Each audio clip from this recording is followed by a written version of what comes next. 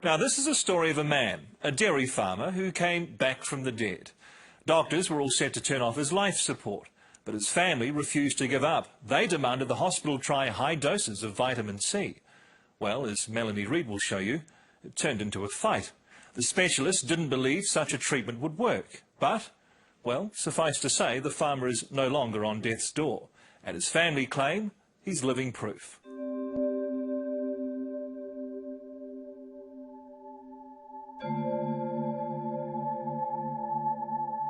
This is Aotearoa farmer Allan Smith in Auckland's intensive care unit shortly before the doctors told his family his life support should be turned off and he be allowed to die.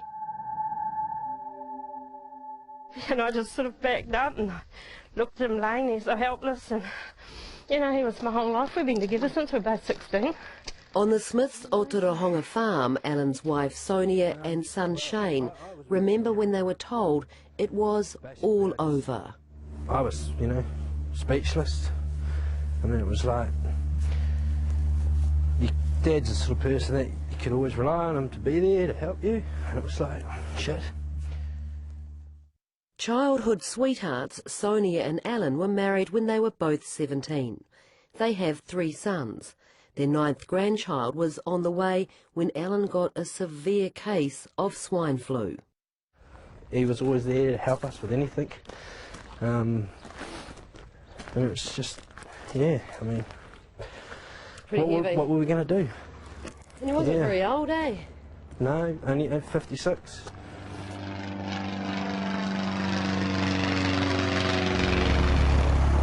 But on the other side of the house, over the back paddock, having been taken on an aerial check out of the farm, the bloke they're calling the Miracle Man.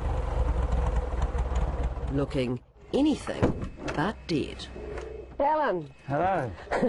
You're not doing too bad for a guy that was meant to be 6 foot under. Well, apparently I was supposed to be turned off many years, about over a year ago now it was.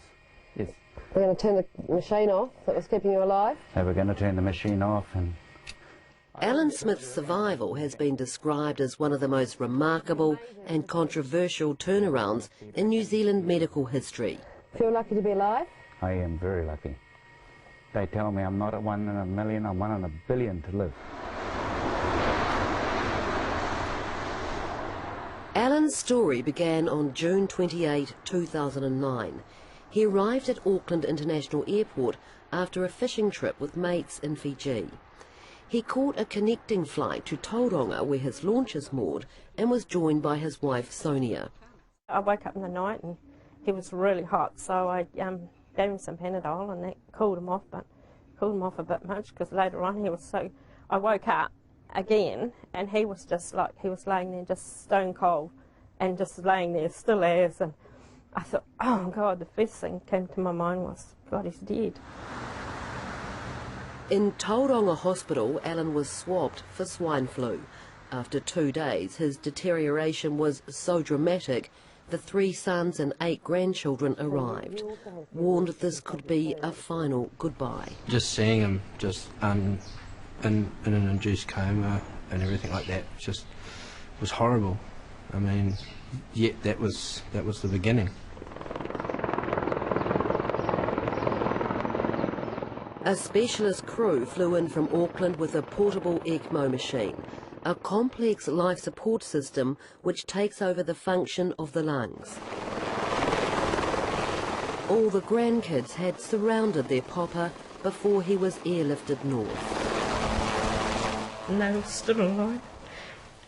Hi Papa, they said. Oh, then what happened? They stood waving at him. They lined the corridor. Oh, when he was taken out? When he was taken out the stretcher, yeah. Then they waved goodbye to the helicopter. Yeah. In the hospital? Yeah, from the hospital as they took him away. And you must have been thinking, the chances aren't good. Yeah, well, yeah, it was then I was starting to think, well, you know, where are we going to go with this? As Allan lay in a coma in Auckland Hospital, heavily medicated, ECMO and other machines keeping him alive, Sonia began a detailed diary. Saturday, 4th of July. Told this morning that it's 100% swine flu with no other bacteria. He is worst case in New Zealand and Aussie to be put on an ECMO machine. X-ray chest, whole lungs clouded out. These are those clouded out X-rays. Allan developed what's known as whiteout pneumonia. This is when the lungs can't be seen by X-ray, so full of infected fluids they are unable to take in any air whatsoever. For weeks on end, Allan's condition changed little, hovering close to death. When it got to 3 weeks, it was really getting scary then. Just as the family thought things couldn't get any worse, Allan was diagnosed with hairy cell leukemia. Auckland Hospital notes to the family say, "The type of leukemia Mr. Smith has is potentially treatable if that's all he had. However, with his lung failure, Mr. Smith cannot survive." Monday the 20th of July. United States specialist came. Allan still same. Asked for meeting at 3 p.m. Told us they were going to turn off life support. While Auckland Hospital refused to take part in this story, 60 Minutes has obtained Allan Smith's medical files and records of that Monday meeting. This morning we, the CVICU consultants, met and discussed with the ECMO specialist from America Mr. Smith's situation. The group is in unanimous agreement that Mr. Smith should be removed from ECMO and be allowed to die. Continuing is only prolonging his inevitable death. My brother just stepped in and he said, "No, you haven't tried everything. You've got to try vitamin C intravenously, high doses." And they just said no. The family pleaded with doctors that Allan be administered high-dose vitamin C, a treatment right outside of mainstream medicine. So what was the doctor's reaction? Oh, they said no because there's no proof of it doing anything or doing anyone any good. Or my mind was just spinning because they wanted to turn him off, and I'm thinking, well, I hope we can get through this. And with that, Paul and Shane walked in. That's your sons? Yes, 2 of our boys. They walked in, and then, you know, they really stood their grounds. I said to him, mate, I said, if you lie on that bed for as long as he had without vitamin C, you will die too, just like he's going to. They Paul and Shane and told me, they sound like giving up, just like when you got a dead cow down. I said, well, They'd given up. Well, I said to them, just force this vitamin C in them so what actually happens. And It'd be fair to say the Smith boys, Paul, Josh and Shane, weren't backwards in coming forward. I says, what have you got to lose, mate? You give me one good reason what you guys have got to lose by trying it. I says, because it's not fair that we, all of us, should go on living our lives with the thought in the back of our minds, you know, if only we'd pushed and tried harder, would it have saved them? They were all about to find out if they'd pushed hard enough. The next day, Tuesday, Auckland Hospital arranged another family meeting. All of intensive care unit medical staff have met again. We are all in agreement that vitamin C will be of no benefit. We all agree Mr. Smith will not survive. However, one member feels slightly uneasy that we should wait a little longer before taking Mr. Smith off ECMO. It's therefore reasonable to wait until Friday. If Mr. Smith has shown no improvement by then, he will be taken off ECMO. In the meantime, given the family's strong beliefs about vitamin C, we are willing to give this over the next 2 days. So, Tuesday night, he got his first dose of 25 grams through the IV. And Wednesday morning, he got another 25 grams. The Wednesday afternoon, they did a CT scan on his chest, and that's when they found the air pockets in his lungs, whereas the x-rays had showed just complete white. So, Allan's x-rays.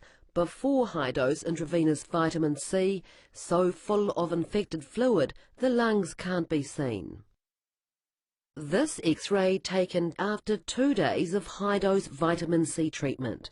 The lungs dramatically improved and readily visible. By D-Day, the Friday when Allan Smith was destined to die, when the ECMO life support was to be withdrawn, turned out to be the day Allan Smith was destined to, well, maybe, survive. Mr. Smith is stable but still critical. He has improved over the last couple of days. Turning Mr. Smith prone has probably made the biggest difference. His chest x-ray is better. They didn't agree or believe that the vitamin C turned him around, because What did they think turned him around? coincidentally, the same time as he started getting his vitamin C, they proned him, which was turning him over onto his stomach. So that's their argument on that's why he got better. So Assume it will be, won't we? my question to that is, why didn't you try that before even suggesting to turn the machine off? So less than a week after the high-dose vitamin C was started, Allan had improved to the point that he could be taken off ECMO life support. Sunday 26th July. Got taken off ECMO this morning today, hooray. Seems funny seeing him breathing again. He is taking a few of his breaths on his own. Then, just as the family felt they could breathe a bit easy themselves, Allan's health started to dive. They would find the vitamin C had been stopped. This time, a different consultant was there, and he was just so adamant against it. He sat back in his chair, rolled his eyes and crossed his arms and looked at the ceiling and said, "No, not putting him back on it. No, no." Did he make you feel like a bit of an idiot? He did, and it's the first time I ever want to hit someone. I got quite serious with that doctor. How serious? The meeting was stopped, put it that way. 3 days later, the vitamin C was restarted, but only very low doses of 1 gram twice a day. So we got them all in one mob, not two mobs? Now, while these King Country brothers certainly don't claim to be medical experts, they say the mucking about with the vitamin C was reflected by the changes in their father's health, and they say you'd have to be a bit thick not to see what was going on. So he was on 100 grams per day, improving rapidly, very rapidly. And then he went downhill rapidly when they stopped it, cold turkey. When he got put back on vitamin C after that heated meeting, it was at a very low dose. And once again he started recovering, but it was a slow recovery. They expected to have him transferred to Waikato in less than a week. It took a lot longer.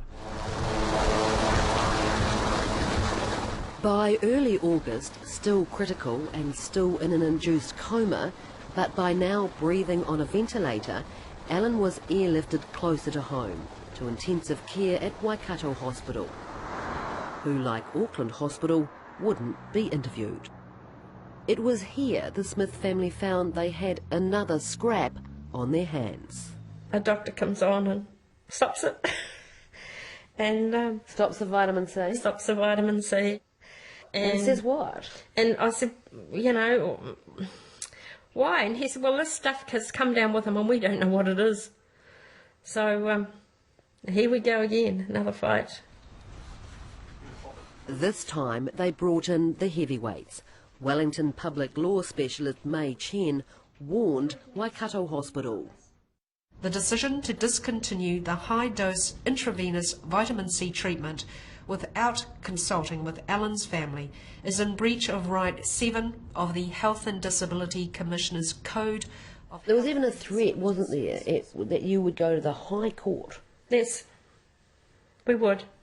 Well, this is someone's life we're dealing with, not just anything, you know. Once he's dead, he's dead. You can't get him back. And we weren't going to let that happen. So they agreed to give him a couple of grams of vitamin C a day. Yeah. And you wanted him to be on like 50 grams a day. That's right. Yeah.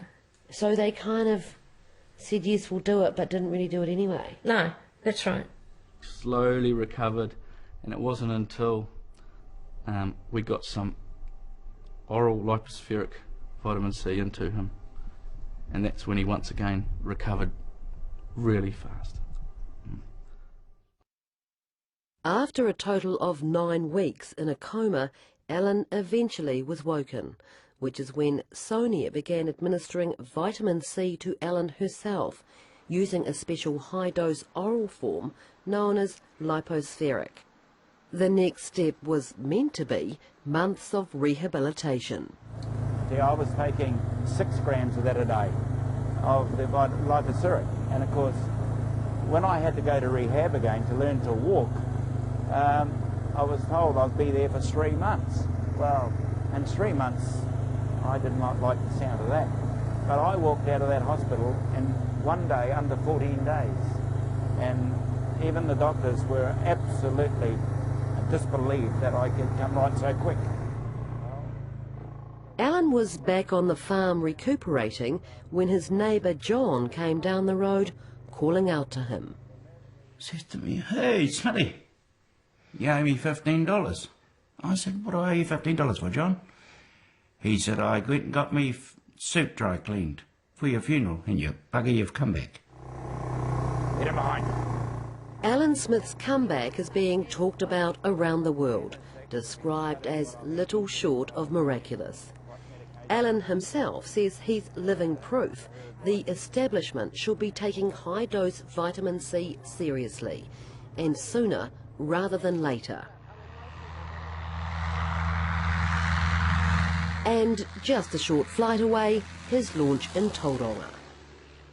You know, Allan, that there will be many health professionals who say that it is not scientifically possible that your recovery is because of having high doses of intravenous vitamin C. Well, they can say what they like, really, because basically I am alive. I was supposed to be dead. They wanted to turn me off. And here I am, I'm alive. Well done. Yeah.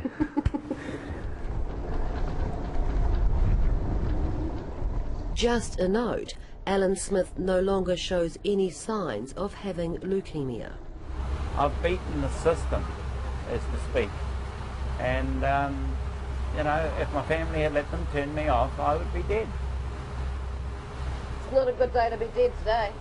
Not a good day to be dead today. There's obviously a fish out there somewhere with my name on it. We don't catch it.